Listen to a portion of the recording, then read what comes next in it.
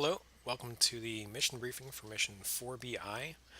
This is one of the round 4 missions in Grayskull, and this is one of the missions that you might be playing if the Imperials have the lead going into round 4.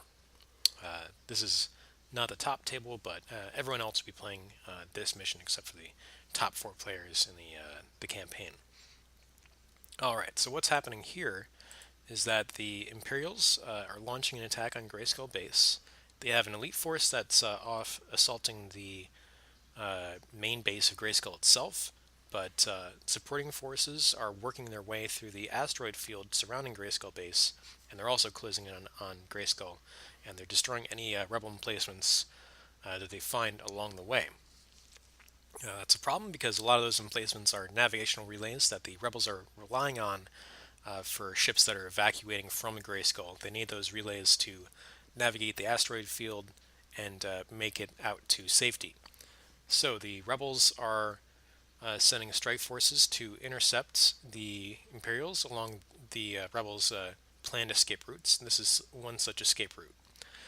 Alright, let's go into the terrain for this mission. Basically, you are going to be putting down 14 asteroids in total in two sets. The first set is 10 asteroids that the two teams will alternate placing, starting with the rebel team, and they place these at range 2 to 3 of the long table edges, and greater than range 1 of the short table edges, and greater than range 2 of each other.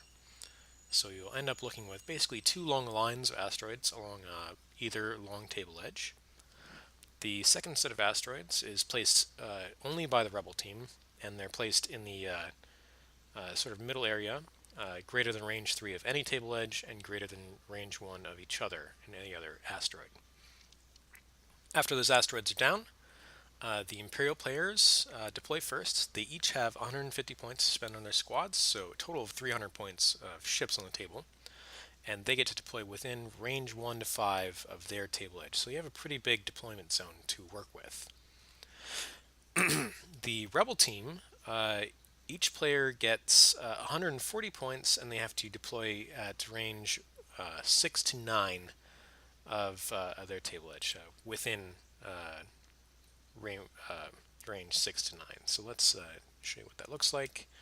This is range 6 out here, range 9 ends right about here. So we're looking at this sort of zone to deploy in. Make sure that you measure that at the time. Alright, rebels also get to put a bunch of other stuff on the board, starting with hidden weapons emplacements. So each rebel player, gets to place 4 hidden weapons emplacements on the table at the start of the game, and basically you do this by placing tokens on or near asteroids, and these are tracking tokens that I'm using. Remember, each rebel player places 4 of these, and basically, these should go on the asteroid tokens, but in Vassal, if you click on the asteroid token, then it overlaps the tracking token. So for the purposes of Vassal, I usually just put these tokens right next to the asteroids, but then measure all the effects from the asteroid itself, not from the token. So each rebel player should be putting down 4 each of those, so you have a total of 8 on the table. I'm not going to put them all down because it'll take a while. But essentially those will be these are hidden weapons emplacements to begin with, so they won't be able to shoot at, or they won't be able to be fired upon, but the rebels will be able to activate them later in the game, and throughout the game really, and they'll be able to operate as defensive emplacements for the rebels. The other important terrain feature to be putting out are the navigational relays. We're representing those with satellite tokens. And the rebels have to start by placing 3 of these in the play area at beyond range 3 of the long table edges, and beyond range 3 of the short table edges, and beyond range 3 of each other. So they're going to be sort of spread out in this middle area of the table here. And they also place 3 more navigational relays off to the side, and those are going to be going on the table as active navigational relays are destroyed throughout the game. Alright, last thing to know about setup is that the Imperial players have the initiative. Let's move on to the special rules. So there's basically two sets of special rules. First is for weapons emplacements. The second is for navigational relays. Weapons emplacements. At the beginning of the first activation phase, the rebel players uh, each replace one hidden weapons emplacement with a active weapons emplacement. So I'm using critical hit tokens here to represent active weapons emplacements. So you remove the hidden, replace with an active. And again, I'm placing these near the asteroids, but for all effects, you should be measuring from the asteroid. It's just more convenient to place the token next to the asteroid. And it's also important to remember that the rebels, so they start with 8 of these. At the start of the first activation phase, they replace 2 hidden with active. And during each subsequent activation phase, the rebel team replaces a total of 1 other hidden weapons emplacement with a active weapons emplacement. So every turn, 1 more of these active weapons emplacements show up in the play area from the Imperial perspective. So let's talk about how they interact with the ships on the table. Weapons emplacements are basically obstacles.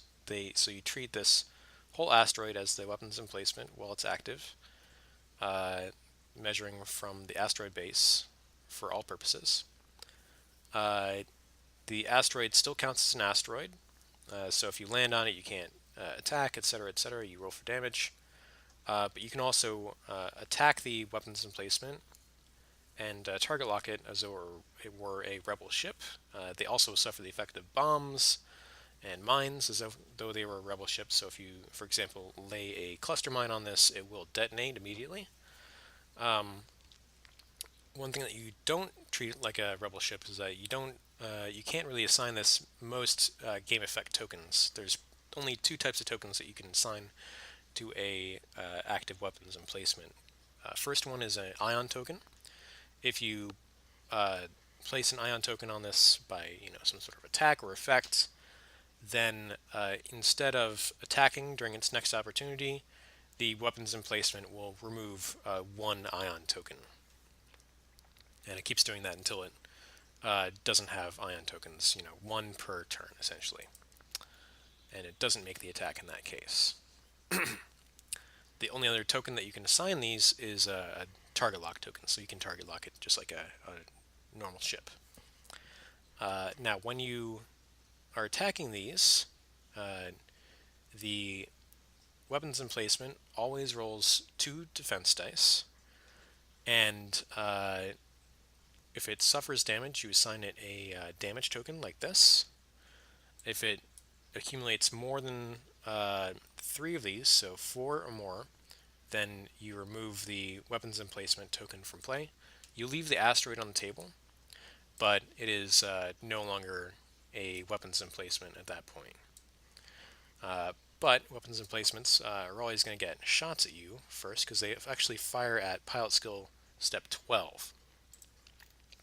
When a weapons emplacement fires, it is treated as having a 360-degree arc with no primary weapon arc in it. So this is all firing like a primary weapon turret firing out of arc, and it has an attack value of 3.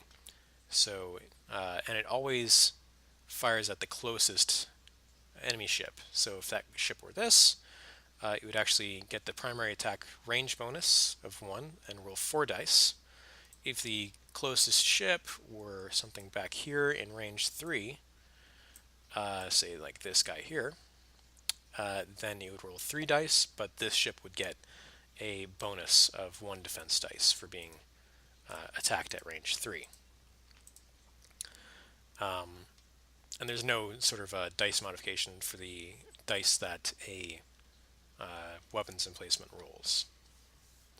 They have that 1 attack at pilot skill 12. And they do that every turn. And that's pretty much the rules for weapons emplacement. All right, let's move on to the navigational relays. Navigational relays can be attacked and target locked as though they were rebel ships. They also, just like the weapons emplacements, they can suffer the effect of bombs, mines, etc. And they also count as obstacles. So if you fly over one, it's just like flying over an asteroid.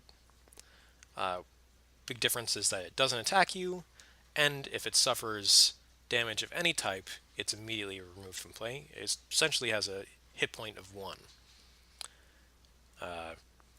And to destroy these as an Imperial player earns you a lot of points. To protect these as a Rebel player will also earn you a lot of points. We'll get to that in a minute. When you destroy a navigational relay, the Rebel player has to immediately replace it on the board by placing a new navigational relay if they have any left. So if they have 3 replacements, if they have any replacements remaining, they have to put a replacement down immediately. And they deploy it as if they're just deploying a fresh navigational relay. So it has to be beyond range 3 of any table edge, beyond range 3 of other navigational relays. And when navigational relays are attacked, they always roll 3 dice. So they're a little harder to hit than a weapons emplacement, but only 1 hit point. Alright, let's go into end of game and scoring. So there's basically 2 ways that the game can end. First is just like a normal game, if only one side has ships remaining on the table, then the game will end. That goes for if ships are fleeing off table edge or if they're all destroyed.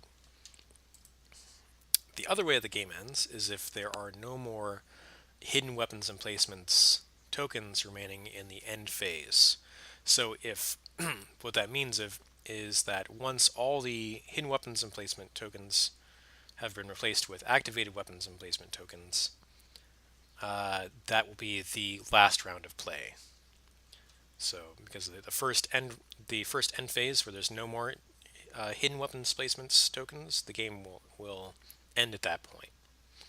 So there's a turn timer for this mission, and it's likely that the mission will end on that condition, so keep track of it. So because there's 8 hidden weapons tokens at the start of the game, you will get a total of 7 rounds of play, because you replace 2 on the first round with activated weapons. Alright, let's move into the scoring. So, the normal scoring rules are a little modified for this mission, and it works like this. For each enemy ship that's destroyed, you gain squad points equal to the value of that ship divided in half, rounded down.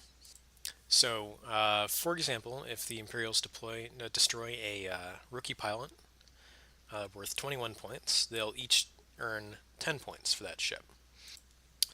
And that's different from the normal rules, which would have whichever player destroying it earn the full points. And the reason that it's split like that is to discourage players from doing things like kill stealing, for example, to increase their points income at the expense of their teammates' income. So essentially, you have every incentive to work cooperatively to destroy the enemy and score other objectives, to just kill the navigational relays or protect them during this game.